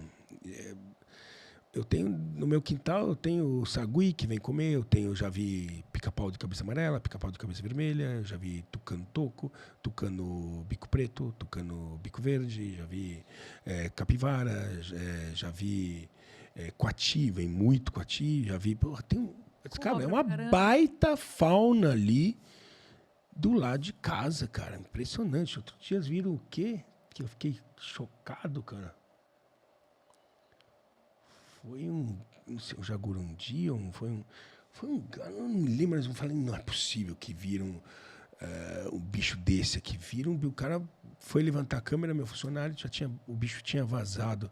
Eu não lembro se era um canídeo ou um felídeo, cara, mas assim, selvagem. Eu falei, nossa, a gente mora numa área... Tipo aqueles gato mato. Mas assim, um dia apareceu aqui também. Porra, mas eu moro numa área que não Quem tem... diria, né? Quem diria, cara? Então, assim, tem muitos animais que estão voltando e a gente não está matando. Antes a gente via um anel desse, matava. Eram outros tempos, matava. O aparelho era pá! Ao ponto do exagero, que ele fica fofinho, né? Na nossa concepção, muitas vezes. Exato. E deixa eu fazer uma pergunta. A gente viu ano passado uma incidência muito grande de fogo no Brasil, né? Uhum. E, inclusive, aqui no estado de São Paulo também, áreas mais urbanizadas, áreas menos também. O que aconteceu ano passado? Foi a seca exacerbada? A gente viu tanta propriedade rural queimada, cara. Tanto. Eu lembro. O prejuízo é gigantesco. Teve em São Paulo, né, cara? Aí voltou aquele papo do boi bombeiro, que é praticamente um manejo florestal ali, né? No Pantanal, por exemplo. Que no Pantanal foi efetivamente uma coisa que aconteceu. Tiraram o ser humano e o boi, deixaram crescer a matéria orgânica e, cara... Combustível puro. Isso não apaga mais. Uhum. O boi, ele baixava, né?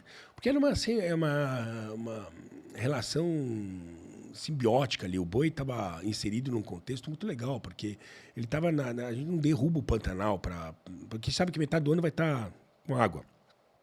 Então, ocupava as áreas abertas no cerrado, que é um cerradão aberto, para manter o boi ali. E sempre foi uma relação muito boa, né? 300 anos tem boi, tem o convívio com o fogo e tem o domínio do fogo, de gerenciar o fogo, né? O que se perdeu muito no Pantanal, porque muita propriedade foi repartida, e vieram gente de fora, de outros, né, locais, sem conhecimento de como funciona o Pantanal, adquiriram propriedade lá, tem isso também, né? Perderam o domínio sobre a arte do fogo, né? Que até recentemente, o ICMBio sempre contra o fogo, é o que fala assim, são aqueles preconceitos que você não pode. Cortar uma árvore, depende, um gerenciamento de uma floresta, por exemplo, manejada, é onde você vai ter maior absorção de carbono, né, de sequestro de carbono, mais do que uma floresta parada. Então, esses preconceitos, fogo é ruim? Depende. Tanto que o ICMBio sempre foi contra, hashtag contra o quê, mas hoje eu gravei, já fui no Parque Nacional da Canastra, estavam botando fogo, ICMBio com pinga-fogo. Por quê? Porque aprenderam a trabalhar o fogo para evitar o fogo. Então, não é uma coisa, não tem que parar com esses slogans. Animal silvestre não é pet. Depende se é comprado num licenciamento, numa loja licenciada, num criador licenciado, é pet. Se for tirado da natureza, é crime, não pode. Então tem que parar com esses slogans. E é incrível que, às vezes... Generalizações. Até os próprios órgãos que incentivam isso, recentemente eu fui lá, falei, puxa, como é que vocês, né, enquanto Conama em 2018... a resolução deles, no artigo 3º, definiu o animal de estimação, que é pet. 2 pontos. Animal exótico ou silvestre adquirido de empreendimentos licenciados. Então, ele definiu que animal silvestre exótico é pet. Mas depois tem a campanha lá, hashtag animal silvestre não é pet. É pet, não é pet? Quando é pet, quando não é pet? Quando convém a vocês que não seja pet, aí é pet, que não é pet? Porra, ninguém entende mais nada. E é isso, é essa coisa que fica. Caça é um monstro. 96% do Brasil é contra a caça. De animal silvestre, legal. Agora, de uma caça de um javali, faz aí a enquete para ver. Então, e é isso que nós temos que começar. Essas palavras que viraram demonizadas. Se alguém falar... agora, no nosso momento, da sociedade do amor, né? Que é do amor quando você está lendo a cartilha, né? Que é definida por um segmento, que normalmente é o segmento menor da sociedade. É o segmento menor que dita as regras de como a sociedade tem que ler as palavras. E muita gente que não entende nada daquilo. Não entende grande nada, maioria, na verdade. Mas as pessoas que não entendem nada, elas estão esperando alguns saírem com uma voz para poder entender o que está acontecendo ou entregar informações que sejam como um podcast como o seu, sabe, que as pessoas começarem... Por isso que é muito importante o seu segmento sair da bolha. Nós estamos tentando, cara. Vocês têm que sair da bolha. E isso se faz em 3 pernas. Primeiro a ciência, depois a comunicação e depois a educação. São os 3 passos que tem que ser feito. Não adianta, tem que parar com achismo. Quando você leva um documento, um estudo científico e apresenta e põe na mesa, fala, tá aqui, ó. O que você diz sobre isso? Você tem algo... Onde está o seu trabalho científico sobre isso? Quando a gente começou a utilizar os dados da Embrapa sobre o mapeamento do Brasil, sobre o que é o que eu utilizo nas palestras e tudo, eu dei já em universidades, eu fui quase apedrejado. Os caras falaram, por quê? Porque aqui... Eu falei, não, estou falando regional, estou falando no Brasil como um todo. Você está aqui regionalizando um problema que é nacional, sem conhecer. Então, assim, você tá pegando o seu exemplo aqui, que pode ter acontecido, entendeu? Algo aqui no seu pequeno mundo, né, que você vive aqui, e está extrapolando como se fosse uma coisa... para o Brasil inteiro. Eu falei, essa é a leitura do Brasil. Esse painel do Brasil, que foi feito pela Embrapa, ninguém tem mais condição técnica de fazer do que a Embrapa. Você pode ser contra porque não cabe na sua narrativa, mas é isso. É isso. 30%, metade das florestas estão dentro de reserva legal de produtor. Não é, porque a queima, não sei o quê. Eu falei, olha, o senhor tem um levantamento científico para poder dizer contestar isso aqui? Não. Eu falei, então, cala a boca, mano. O próprio Map Biomas confirma. Não, a própria NASA. A Embrapa, tudo hoje é de satélite. Mas não é um discurso que eu quero. Exato. A Antártida recebeu, acho que não sei quantas, 60% mais de gelo do que recebeu nos últimos... Sei que nesse último... É só ver lá, não quero ser errado, mas dá um Google e ver. Cadê essa notícia? E de quando você começou a entender isso e falar sobre isso para hoje... Você acha que tem uma ampliação desse conhecimento, dessa mensagem? A primeira coisa que eu percebi... Sim. A primeira coisa que eu percebi é que, dentro do meu segmento, alguns comunicadores começaram a se tocar. e começaram a se tocar e olhar para si próprio. Alguns, os que tinham mais dignidade. Sim. Tá? Então, isso é muito importante. Por quê? Porque o que eu... Às vezes tem algumas coisas na minha vida, especialmente, que se não fosse eu fazer, eu acho que tinha que ser eu, sabe? Tinha que ser eu. Não podia ser outro. Algumas coisas na minha vida que passaram, eu sei que são incumbências minhas, e eu pago o preço por isso. E eu pago os preços. Tem certeza. Eu sei que vou me fuder, mas eu não posso deixar de fazer. É meu papel. Claro, eu não vou me jogar numa em ponta de dar murro em ponta de faca, mas mas eu tenho por etapas. Mas eu fui testando as minhas coisas e as experiências que eu passei, né, me provaram que assim, enquanto eu for verdadeiro, tiver elementos que eu possa, e não achismos, né? Porque muitos que vêm combater, vêm falar de mim, falam, então prova o que você está falando. O cara já, entendeu? Eu vou ter a população. Quem me interessa vai estar comigo. Quem não me interessa, quem já está convencido de outra coisa, eu não vou convencer o contrário. Mas eu trato de convencer as pessoas. E eu percebi, eu já tive vários, assim, vendavais na minha vida. E eu percebi o seguinte: o vendaval leva tudo. A gente olha uma árvore linda, a gente julga a árvore pelo quê? Fruto, flores. O vendaval leva tudo. Sabe o que sobra? A raiz. Então, se você tem uma base boa, você que é pecuarista, ou enfim, do agronegócio, sabe, se você tem uma base boa, uma boa raiz, você sobrevive isso. É como uma boa cepa de uva. Coerência, né? Exato. Você vai sobreviver. Vai balançar, vai ser desgostoso, você vai apanhar, você vai perder aqui, vai perder ali, mas você vai. E eu aprendi que não tem como fugir de certas discussões. Isso para quem ama, de alguma forma, a verdade dos fatos. Como é que eu vou um dia olhar para trás e falar, porra, eu podia ter feito e não fiz? Eu preferi o quê? 3.000 likes a mais? Eu preferi ter Não, sabe o que me projetou? Que essa coragem de estar aqui, assim, humildemente falando, mas foi coragem de sair dessa coisa e entrar naquilo que eu acredito de verdade, porque eu acredito em tudo que eu falei para você.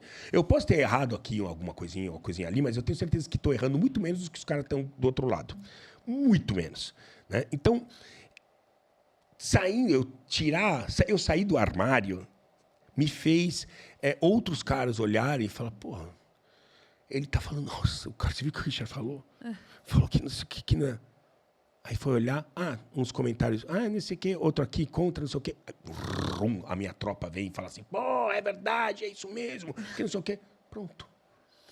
E isso dá dando coragem para outros caras, inclusive da minha área da biologia, sair do armário também. E discutir isso. E é isso que nós precisamos. Isso que nós precisamos. Nós precisamos disso dentro da academia.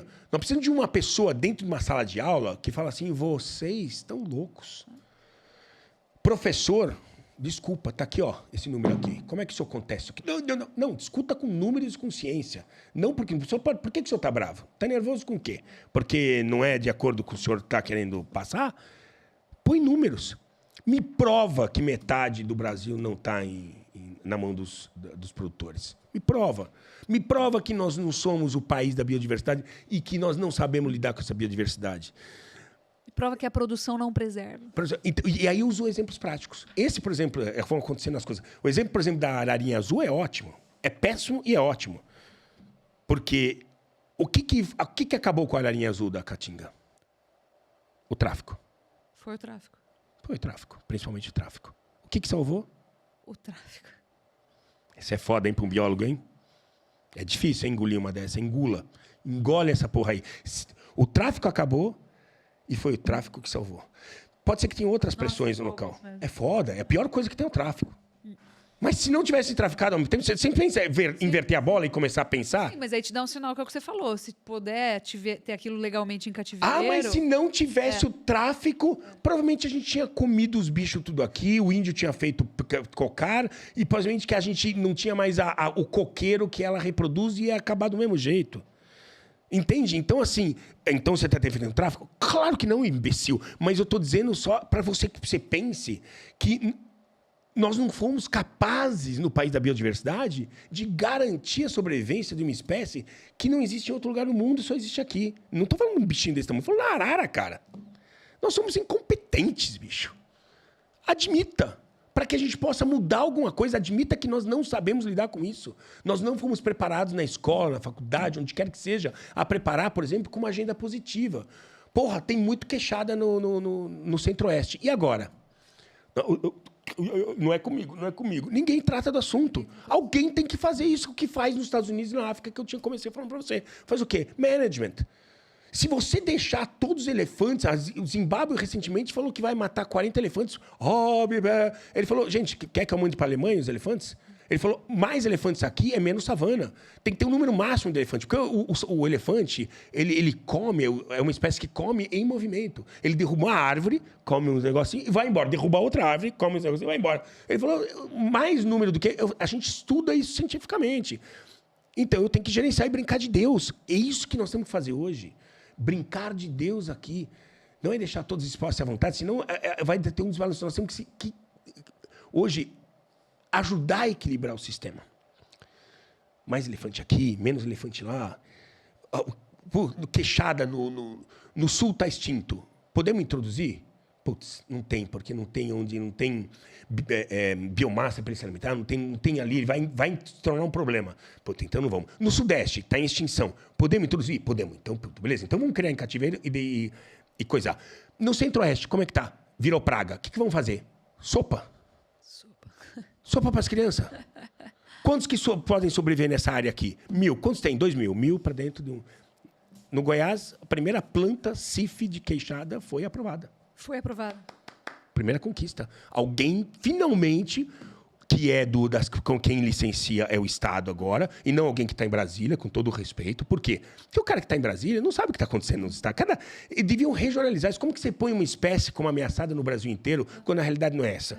E outra, né? Esse cara também, ele vive muito de plataformas políticas. Então, eu preciso agradar e levantar essa bandeira. Por exemplo, a causa animal virou uma baita de um negócio politicamente, um baita de um capital político. Baita de um capital político.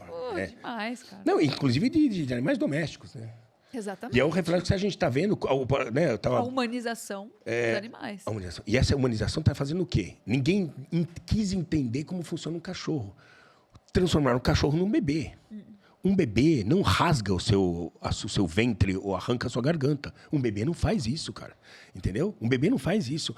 Quando você trata um animal, um cachorro, que é um bicho de alcateia, é um bicho que identifica todos os membros daquela sociedade que ele está vivendo, porque é isso que é. Ele enxerga você, o outro que está vivendo na casa, e classifica alfa, beta. E ele vai fazer isso. Você pode não gostar, ele achar que é seu bebezinho. É onde o tutor entra, a diferença entre tutor e dono, né? É isso aí. O tutor, ele chega, ai, meu bebezinho leva para a cama. O cachorro fala assim, nossa, não tem liderança nessa merda aqui. Quem que é meu dono? Quem que é quem que manda nessa porra? Ninguém?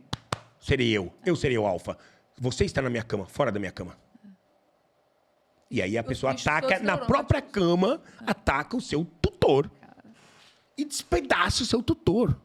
Tá aí os exemplos, gente. Fora todos os bichos neuróticos. Bicho que ficam se lambendo o dia inteiro. Então, bicho que de tanto morder bolinha sozinho o dia inteiro tem lesão aqui. Não é com amor que você trata isso aí. É por amor que você trata da forma correta. É que nem educar um filho, educar um animal, é a mesma coisa, cara. Você tem que impor os limites e dizer quem manda naquela porra. Senão ele vai encontrar o seu caminho. Isso acontece com os animais também. Um exagero, assim. Um exagero de não entender qual que é a natureza daquele animal. E querer tratar ele quase como uma Tem um bebê reborn. É a melhor coisa que você pode fazer. Não sabe lidar com o animal. Não, você tem uma carência afetiva, eu preciso dar o meu amor a algo que seja algo bem parecido com um bebê reborn. Nós chegamos nesse nível. Nós chegamos nesse nível. Que bom, melhor um bebê reborn. Eu questiono se é uma ação comercial ou se é verdade. Não, é verdade. É verdade. Mas vai ter gente que vai tirar proveito disso ainda. Muito bom, cara. Baita papo. Putz. Tem uma pergunta. Qual é o seu corte de churrasco preferido? Eu sei que você gosta de comer carne. Putz, me faltou um corte argentino, que é do... Chorizo? Não, é da entranha? Da costela, não, é o... Assado de tira. Assado de tira. Eu tenho gostado bastante também. Assado de tira, eu gosto. O Uruguai também gosta muito, né? Assado de tira. Eu não sou o cara da picanha, eu gosto de carne gordurosa, eu gosto de cupim, costela, eu gosto de fraldinha. Gosto também. Cupim, costela, acho que são os principais, né? E o assado de tira. Eu gosto de comer a carne. Muito bom, cara. Você tem um recado para os produtores aí a respeito do papel deles de preservar hoje? O papel, eu não tô aqui não, vocês estão fazendo o que tem que ser feito. Eu sinto muito que a sociedade ela não trabalha em conjunto, né? Para que a gente possa ter um Brasil maior, porque para mim quem é dono da comida, quem é dono da geladeira, manda na casa. Quem é dono do alimento, você pode ficar sem qualquer coisa, mas sem comer você não fica. Às vezes dá pra vontade de falar para esse... Eu sei que eu vejo, né? Eu vi histórias de produtores ali que são emocionantes. Eu tirei lágrimas de caras ali, naquele centro-oeste, ali no Mato Grosso, que eu achei que não fosse... Eu tinha a missão, né, de emocionar os caras, e eu mesmo me emocionei escutando as histórias. Tinha uns caras ali duros, alemão, que vieram... Falou, porque minha família aqui... Agora é fácil olhar para os caras que, sabe, estão em outra situação, né? Mas o cara veio, vendeu o que tinha no Sul, com aquele dinheiro comprou uma terra grande, que não tinha acesso, não tinha nada. E fizeram a sua vida ali. E eu vi histórias, assim, emocionantes, que eu chamo que são os pioneiros, né? Nossos pioneiros, né? E aí eu não acho que a gente tem que falar nada para vocês, assim, a não ser continuem fazendo o trabalho, produzindo bem, com eficiência, protejam a nossa fauna, né? Respeitem o Código Florestal. Mas vocês vão ter que pressionar. Dentro da cadeia, alguém da cadeia tem que se preocupar em se comunicar de uma forma... Alguém tem que pagar a conta, ajudar vocês a pagar a conta, como, por exemplo, a ProSoja fez. A ProSoja Mato Grosso foi eu estou vendo que é um dos grandes expoentes hoje de associação no Brasil que realmente está investindo na comunicação. Você vai ver, está no Danilo Gentili, está no nosso amigo lá do Inteligência... a gente fez uma série, terminou uma baita de uma série com eles, mostrando... inclusive, estou indo para os Estados Unidos com eles agora em agosto, para ver como é que plantam lá, para poder comparar o que planta lá. Né? Então, invistam em comunicação, façam as associações. Eu tenho, por exemplo, fui visitar outro dia uma Associação Brasileira da Agricultura, a BAG, por exemplo. A BAG, o que é que estamos fazendo para divulgar lá fora, um Brasil, onde estamos gastando dinheiro, cobrem coisas isso. Que ninguém mais está fazendo. Só que, o que nós estamos fazendo para divulgar? Exato. E aí? Então, eu digo assim, eu incentivo os grupos, que eu sei que vocês todos fazem parte de associações, fazem parte de... A buscar os caminhos, a pressionar e falar assim, escuta, tá na hora de... Nizanguanais, saiu com um texto, até eu uso, mas está na hora do agronegócio brasileiro entrar no ringue. É isso. Está na hora. Eu queria te parabenizar. Você não me conhece, mas eu te conheço um pouco mais. Eu queria te parabenizar porque eu acho muito corajoso falar a verdade sozinho. É difícil. Tem algumas pessoas que não sabem outro caminho, não sei falar a verdade sozinho, do que se vê. Né? Que nem o...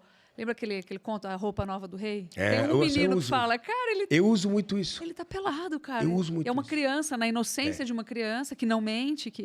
Então, o que eu tô te falando eu imagino os ataques que você deve receber, inclusive por estar próximo das associações. Aí, tá vendo? Comprado pelo agronegócio, tem certeza, porque quem fala a verdade vai apanhar, né? Vai ser defenestrado. Eu queria te parabenizar pela coragem. Mas tem algumas pessoas que só sabem fazer isso. Eles veem a verdade, eles precisam relatar aquela verdade. Então, eu queria te parabenizar pela coragem. Não é muita gente que e nunca foi pelo agronegócio, tá? Não, hoje, claro, depois de 5 anos, o agronegócio me enxergou. Eu não estou aqui pelo discurso bonito de biologia que eu fiz antes. Eu estou aqui hoje porque eu acabei, como biólogo, fazendo um discurso que é conflitante contra a minha própria classe. Por que eu entrei nisso? Porque eu entendi que a forma de conservar que nós estamos tratando dentro da biologia está errada. Está falida. Nós temos que adotar novos métodos. Me preocupa a conservação. E olha o que nós temos. Nós temos do outro lado um cara que tem metade das florestas em pé. Um cara que está disposto, que ama animais, porque todos os caras que eu visitei, todos eles amam animais, e que tem dinheiro, papai, para ajudar a gente em tudo, nós que somos biólogos, a realizar o que a gente quer. A gente está se aliando ao lado errado da força, cara. Claro. Nós estamos no lado errado da força, pai. Estão sendo enganados. Estamos sendo enganados. Estão sendo enganados. Estamos sendo iludidos. Está na hora do biólogo acordar. Econômico, né? E alguns biólogos... Exato, porque... porque sabe por que nós vivemos aqui, no coisa aqui? Quem tem dinheiro deve ser ruim. Exato. E o agronegócio, não é todo mundo tem dinheiro. Tem caras ali que, se perderem uma safra, quebram. Porque o cara já vendeu tudo antes. E o agronegócio não é só do grande. O agronegócio brasileiro é do assentado, é quem produz comida, é do assentado até o grande produtor. Então nós temos que começar a sair da casinha, essa mentalidade pequena de biólogo, que não progride para lugar nenhum. Se realmente nós queremos fazer conservação, nós temos que sair da caixinha e temos que sentar na sociedade, temos que entender o que funciona. Até porque, olhe para você mesmo. Comece a olhar para você mesmo. Será que você pode viver sem alguém plantar e produzir? Será que para o meio ambiente o grande é tão ruim ou pode ser melhor? Fazer avaliações, nós temos que ter todos. Tá? Temos que ter todos. Mas, assim, começar realmente a tocar o dedo na ferida e parar de seguir aquele discurso antigo e velho que vem sendo colocado. Encaixotado, né? É isso. Eu falo que hoje nas escolas a gente não ensina a raciocinar ciências para que você junte o Leco, o CREA e chegue a uma equação, resultado, equação. Você ensina a opinião primeiro. O que a pessoa tem que pensar primeiro. Para depois ela encontrar o caminho forçado daquela opinião, que muitas vezes é enviesada, né? Como estou falando. Então, esse que é o ponto. A gente ensinar as pessoas a pensar, que eu acho que é uma coisa que você faz muito bem. Então, eu queria te parabenizar isso aí e te agradecer por ter topado o papo. Imagina, estamos aqui. Fiquei muito contente, cara. Brigadão, viu? Obrigado, Lígia. Volta sempre, valeu. Valeu, turma. Vamos para a próxima.